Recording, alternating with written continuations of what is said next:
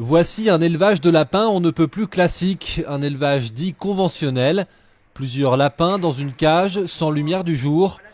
Et voici juste à côté, dans le même bâtiment, une nouvelle méthode d'élevage que ce couple d'éleveurs a choisi d'installer chez eux. Un tournant pour ces cuniculteurs depuis 1991. C'est vrai que la comparaison des deux prouve qu'il y a quand même une évolution très très importante. Avec ce mode-là, déjà le mocage il n'existe plus. Le mocage il est à bannir. Aujourd'hui, on a du lapin au sol, sur plastique, c'est plus sur grillage. C'est quand même un concept complètement différent de ce qu'on connaît. Hein.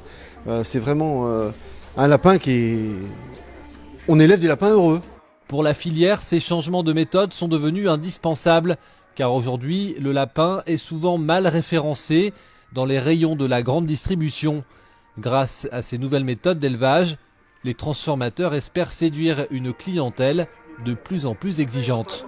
Les grandes surfaces ont besoin d'amener de nouveaux produits pour rassurer les gens, apporter de la transparence. On a une transition à faire économique au niveau de nos éleveurs pour amener vers la production de demain. Ce que voulaient les consommateurs hier, c'était surtout manger, avoir accès à la viande. C'est en train de changer.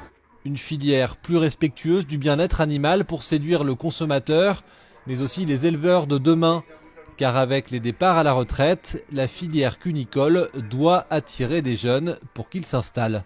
C'est un projet qui s'inscrit dans la nouvelle demande sociétale, mais aussi dans le fait qu'on va se servir de ce projet-là pour essayer de renouveler les générations et d'attirer des jeunes et de relancer la production en Vendée du lapin. La Vendée compte environ 250 éleveurs de lapins et est le premier département producteur en France. Mais avec une moyenne d'âge de 55 ans, 20% d'entre eux vont prendre leur retraite dans les 2 prochaines années.